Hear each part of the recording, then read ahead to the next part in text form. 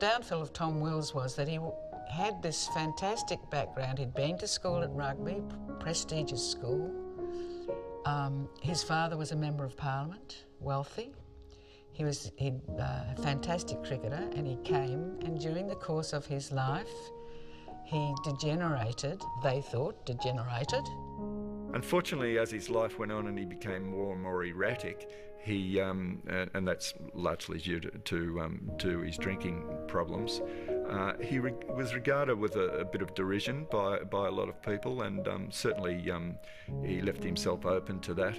And as he aged, and as his bowling became more suspect, particularly when he was called for throwing later in life, a lot of these clubs and colonies that had feted him and really enticed him to join them began to leave him alone, began to treat him poorly.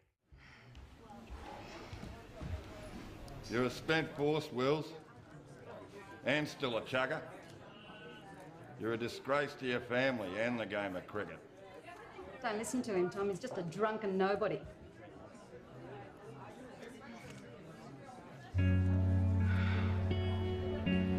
Soon beating Tom Wills has somewhat lost its shine. Oh, don't get melancholy, Tom. It doesn't suit you, love. Seems you're all I have left. That's not such a bad thing, is it?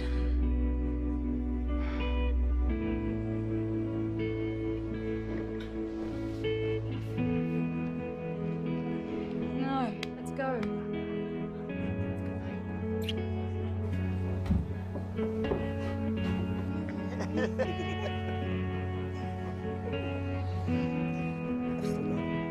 Well, he was the champion of the colony in cricket. He was the champion of the colony in football.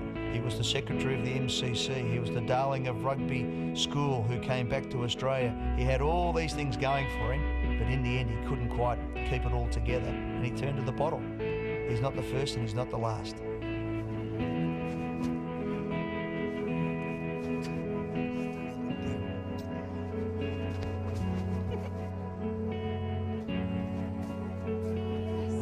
His partner also became an alcoholic, and they drank quite heavily together. And I think that partnership and that relationship fed off each other, as it were, which was very destructive for both of them.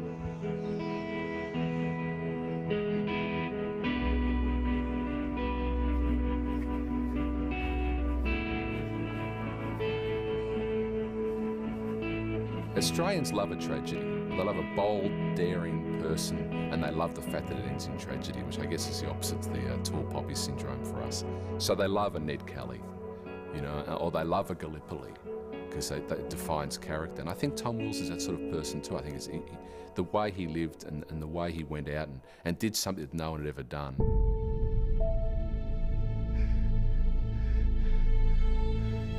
Gracious Father, you know our sorrows.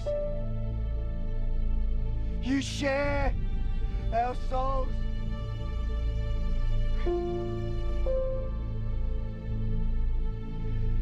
Forgive us our mortal sins.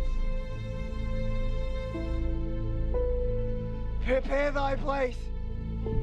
Deliver us from the evil man. Deliver us.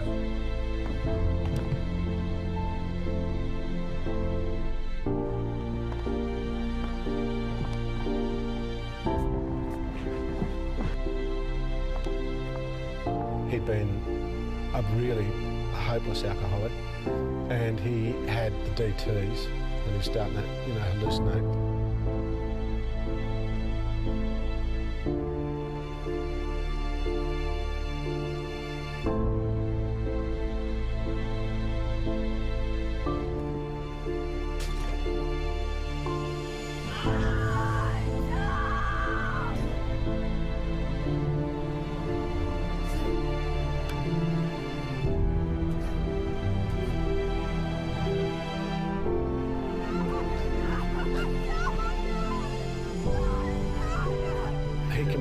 Suicide, and in a really ghastly fashion, he stabbed himself in the heart.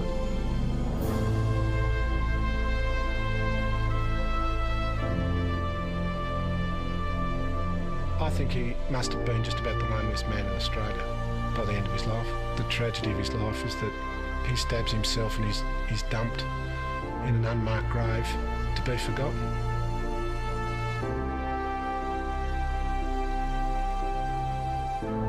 Jim Cardwell, the secretary of the Melbourne Football Club, is the person who got the funds together for the memorial over his tomb, and that was in the 1960s. And that's the first time he's ever sort of given any sort of recognition. But it's marvellous now because Australia's at a different stage, and I think a lot more people are open to what is special about this story. You can't understate the effect that Tom Wills has had on the game of Australian rules football, and passion to be able to stand there and say, well, this is a game I really reckon people should play, or this is something that I think is a worthwhile pastime.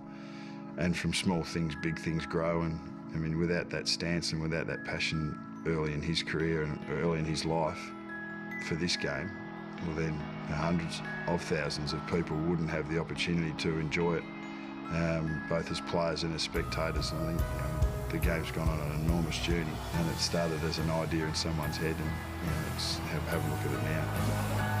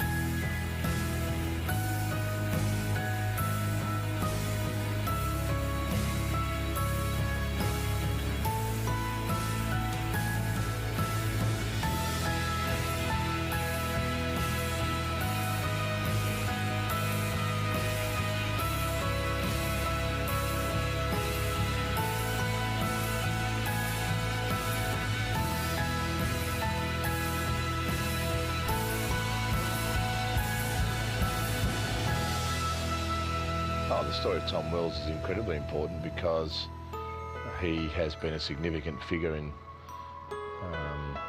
the beginnings of our game, the shaping of our game. We are all indebted to Tom Wills and his vision, and I think anyone associated with our game certainly knows the name of Tom Wills.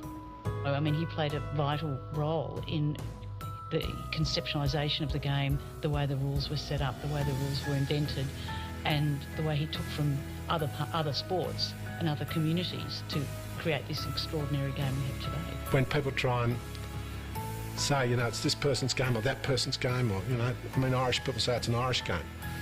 I say it's a bastard of a game for a bastard of a people. It's a swift, bold, beautiful game.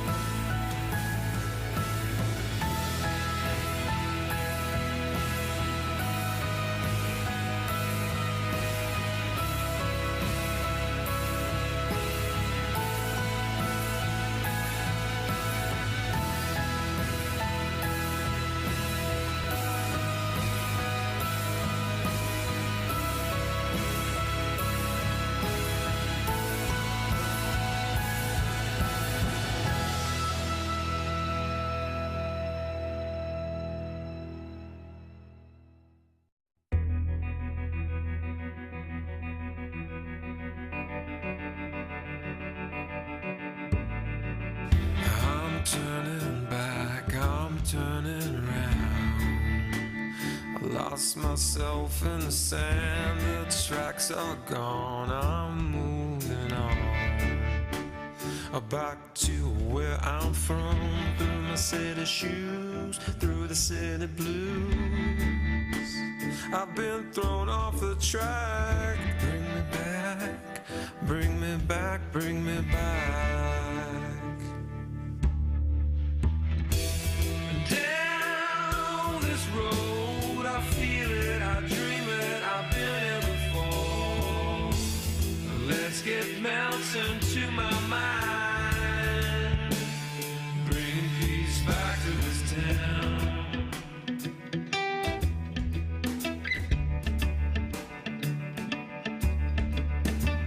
The world can walk on by in the blink of an eye. My heart's still beating fast. A bird could sing its song to the beat of a drum. The road ahead is still so long. Let's get mountain